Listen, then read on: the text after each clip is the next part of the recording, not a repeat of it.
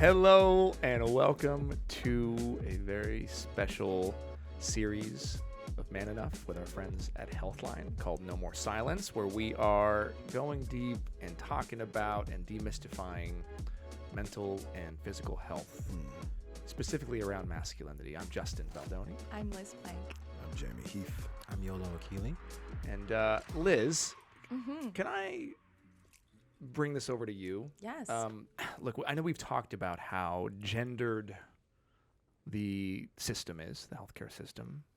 And I'm curious, I know you were semi-recently diagnosed with ADHD, and you've been a fierce advocate on social media about, talking about it, demystifying it. And I have to be honest, I don't know if I've ever heard a woman say she had ADHD.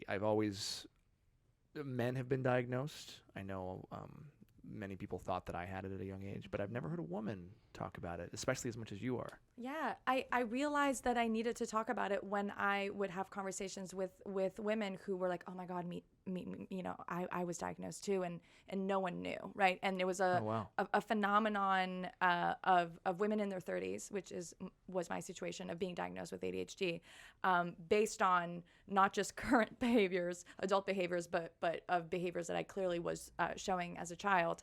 That obviously my psychiatrist was not there to see, but that I would tell him about it. He was like, oh yeah, that was definitely ADHD. And I had no idea. So girls present ADHD, not all the time, but can present ADHD very differently from boys. But the sort of overall mainstream narrative about ADHD is a very male one, right? Of hyperactivity, of physical aggression or physical, right? And sort of being like a bad student and being disruptive.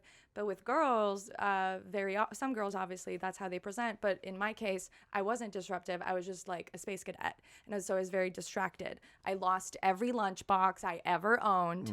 I lost every bus pass I ever owned. Like the amount of things that I lost or misplaced was it was such a big source of shame, because I literally thought that there was something wrong with me.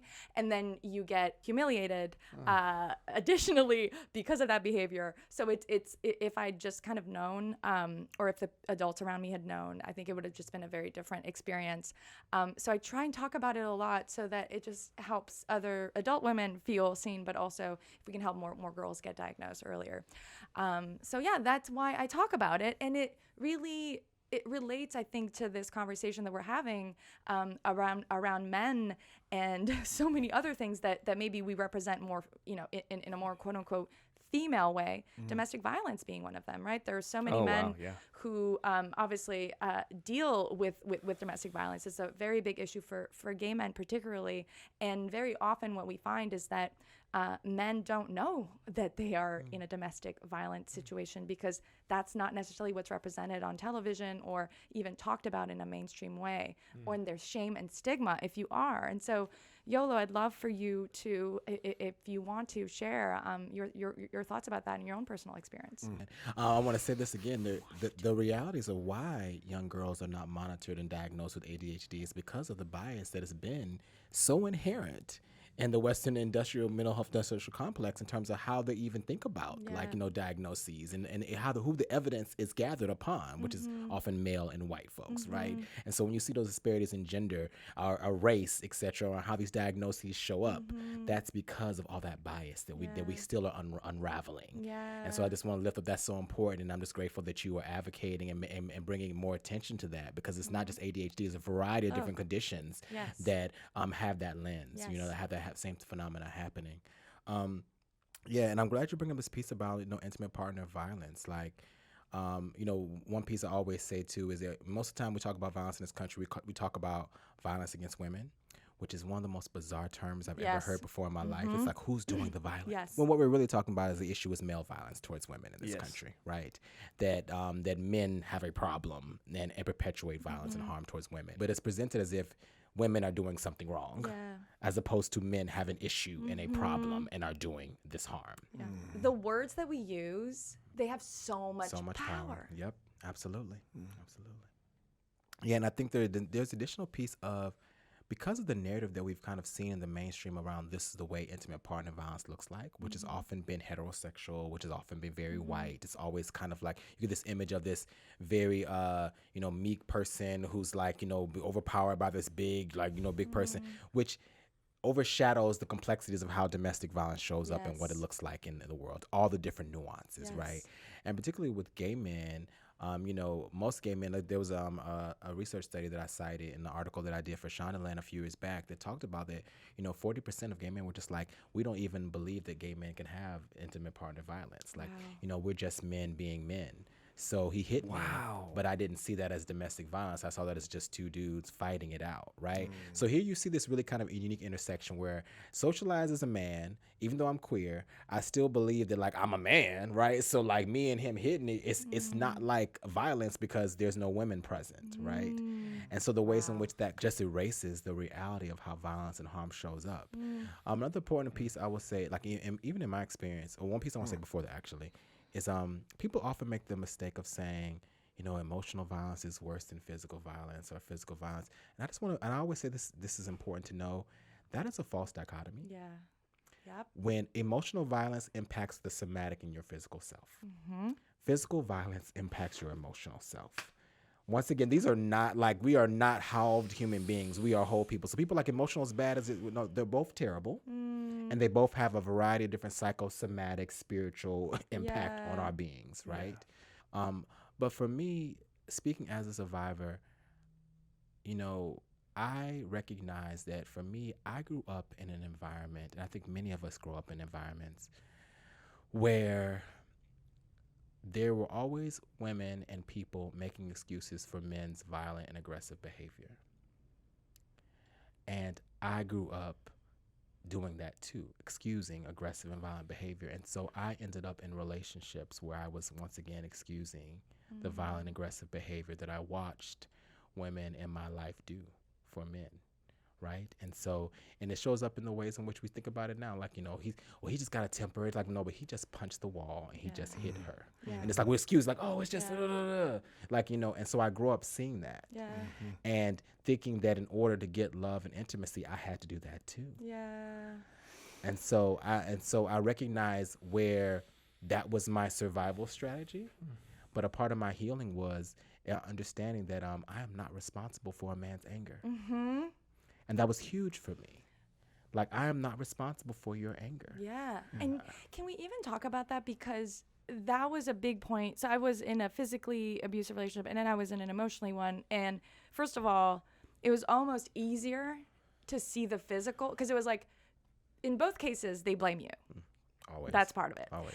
And with the physical, it was so clear to me. It's like, this can't possibly be my fault. Like, you are literally like this. I've seen this on TV. Like, there's no way.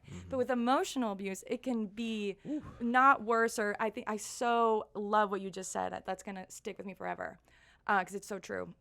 There's no like hierarchy, but it's harder to see that it's not your fault, because you're like, is it? I guess I am crazy. I guess, and if it's covert and done in, again, more pernicious ways, it's even worse. And the other thing that I'm thinking about as you're speaking is also this idea that it only happens to weak people. And again, this idea that, why did you stay, right? Why would you put up with that? There must be something wrong with you. Whereas, like, why was it so bad that you stayed? I love that reframing. And so I'm wondering if you can speak to that, right? The way that we talk about, again, it relates to gender and masculinity so much, right? That it can't possibly happen to a man because you're the strong one. That then it adds a layer to the abuse and makes it even harder to get out. Absolutely. I love that reframing. Another question I think we need to ask is, why does he do that? Why do so many men do that? To the person that they say that they love the most. Say that.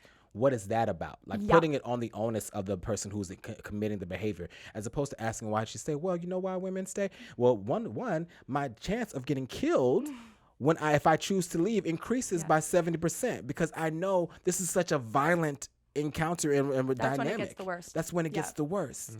So, but why are we putting the onus on women or survivors to do that, as opposed to like the responsibility of the community to say his behavior, their behavior, this person's behavior needs to be stopped.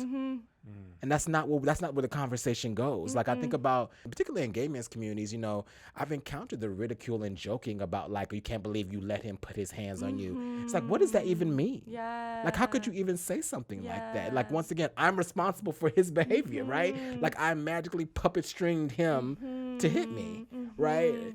And so I think that like moving the onus of the behavior onto the person who's committed, and asking the question, why are they doing that? Yeah.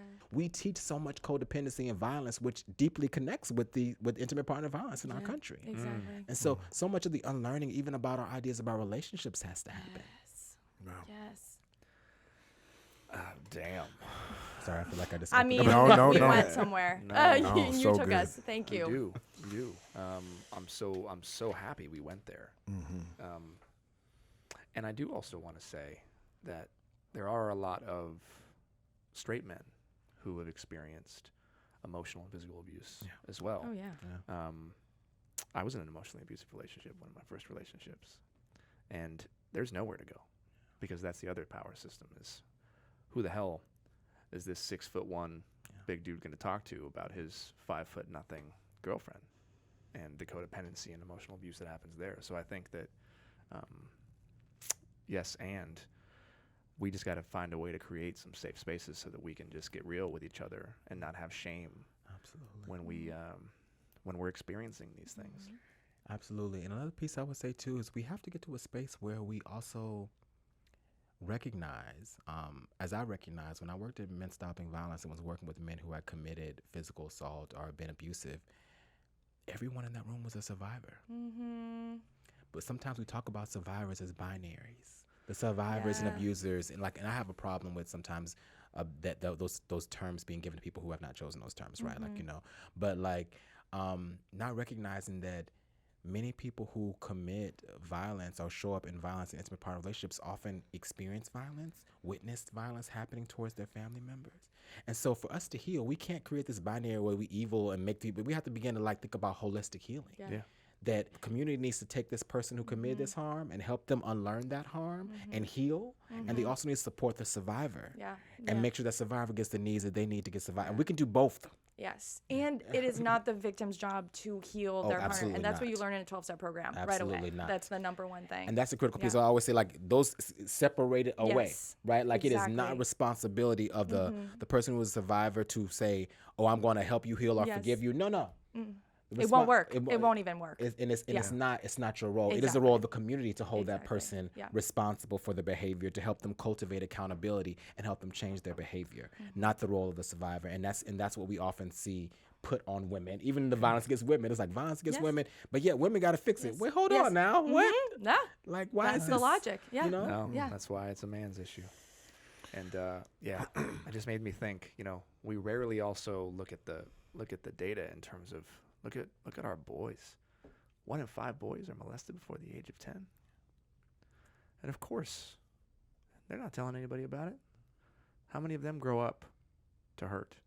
You know, and look at the 1 in 4 women, 1 in 5 men.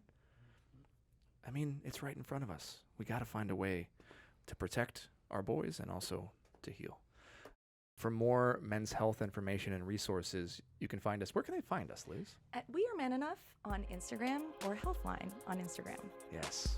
Thank you so much for listening to this special series. Thanks to our partners at Healthline. This is Man Enough. I'm Justin Baldoni. I'm Liz Plank. Jamey Heath. Yolo, Akili. And we'll see you next time.